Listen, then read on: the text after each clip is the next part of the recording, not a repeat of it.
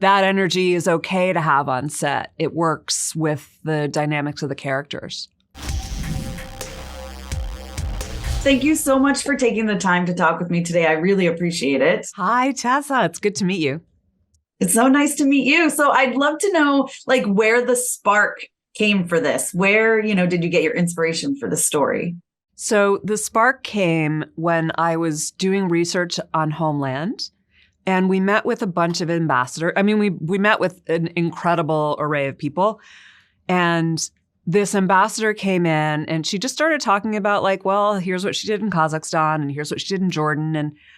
And I was like, this woman is a superhero in a pantsuit. Like, unbelievable stories, breadth of knowledge, wild experiences. And she was just like so unassuming and looked like my Aunt Ruthie. And I just thought, nobody knows what these people do. And what they do is incredible. Like, you don't have to make so much stuff up to turn this into a drama. Like, it's all real-ish, largely. Yeah, absolutely. And what's it like working with Netflix? Because this is very much like a Netflix show, like an easy binge, So what's it like working with them? They've been great. I started working on this project with Ginny Howe, who I've known since we were both starting out. And so it's been a real hoot for us to kind of come back together and do this. And they've just been really supportive all along the way. And the people who we're working with have good taste and they're smart and they see things in the scripts that I don't. And I feel lucky to be working with them. And then speaking of lucky to work with people, I mean, this cast is so good. Like, Carrie Russell is like, I feel like perfect for this role. She's the absolute best choice. Can you just talk about bringing this cast on? Because it must have been like super exciting every time you got someone else. It was, I feel like we won the lottery and then we won it again and then we won it again and then we won it again. Carrie was like the moonshot and it worked, which I'm still incredibly grateful for. And Rufus, I have been crazy about for a long, long time. I saw him on Broadway in a Tom Stopper play called Rock and Roll, which was just like, I was like completely had an actor crush on him ever since then. And he was definitely the dream version of Hal. And then as they came together, they get along really, like they have such a good time. Like the only problems that we have with the cast are like they haven't seen each other in 48 hours and like they're so excited to catch up and they're goofing around. They enjoy the work. They're happy to be doing it and it creates a really great environment. That's so funny because, obviously no spoilers, but like there's some friction sometimes. So to know that they're like so friendly off set, they have to be like, hey, rein it in. You're mad at each other right now. Is it kind of hard? Or I'm sure they're professionals, so they slip right into it. They're professionals. They slip right into it. And there's, I think, a lot of playfulness in the relationships. And so that energy is okay to have on set. It works with the dynamics of the characters. And then can we just talk about Carrie's character in particular? Because like you said, that's kind of where this inspiration came from. And I just love how it's just so funny. All the little things throughout, like talking about, no, you should probably hold your hands like this when you stand. And she seems to just not care, And can you just talk about like who she is?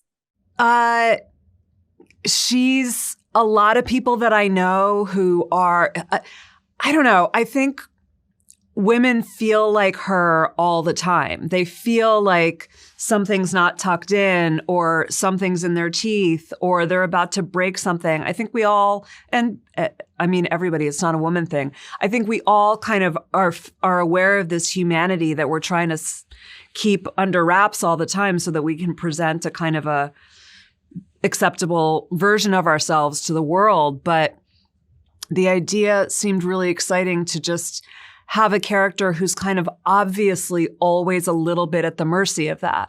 Absolutely. And then for people who maybe they didn't watch the trailer, they're just like, oh, what should I check out? How would you describe The Diplomat to them to get them to click play on Netflix? Well, it's the story of the U.S. ambassador to the United Kingdom. And she and her husband are two people who have always been in the same field and they kind of do the same things and are a little bit competitive with each other. And sometimes their relationship the fact that they work together and have lives together kind of feeds the relationship and feeds the work. And sometimes it just turns it into an absolute disaster. That's a great way to describe it. That's really very true. And it's something that kept me like intrigued watching throughout it. You know what I mean? One of those ones where you just feel like you have to click onto the next episode. Like, I need to know how this ends. So in writing this, like, how much did the script change and evolve from like the beginning? The luxury of television is that you get to try some stuff out in a first episode, cast the show, start to film it, and see what works and see where the bubbles are and where the sparks are and lean into that. So there are certainly things that evolved along the way when I realized that the cast that I had was sort of able to pull off anything. I think I leaned more into the comedy, knowing that they could do it without undermining the stakes of the drama. I think that's the biggest change. I think that was the biggest change, is really being able to kind of go bigger and broader in both directions once our kind of company of actors came together. And then kind of going off of that, was this one where everyone kind of always stuck to the script, or did people kind of go off and change wording and add a little bit of improv here and there while filming?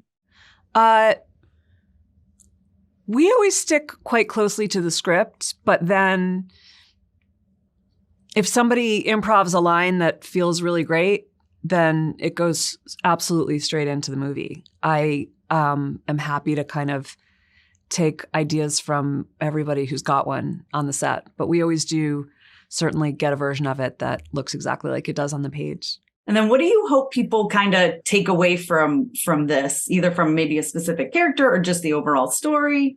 I think a lot of times shows about politics or shows about kind of global relations focus on corruption and evil leaders and powerful people who are out for themselves. And that hasn't been my experience in meeting a lot of people who work in this world over a long period of time. They tend to be really smart. They tend to be like good people with good values, and they're good at their jobs. And like the world still is a total disaster all the time. And so I think, kind of watching the process of good people trying to make the world better and getting stymied by like the infinite complexity of relationships that are that big and that long and that complicated. Awesome. Well, thank you so much for your time. I really appreciate it. I thought it was a great series. I really liked it, and I would love more. So. Oh, thank you, Tessa.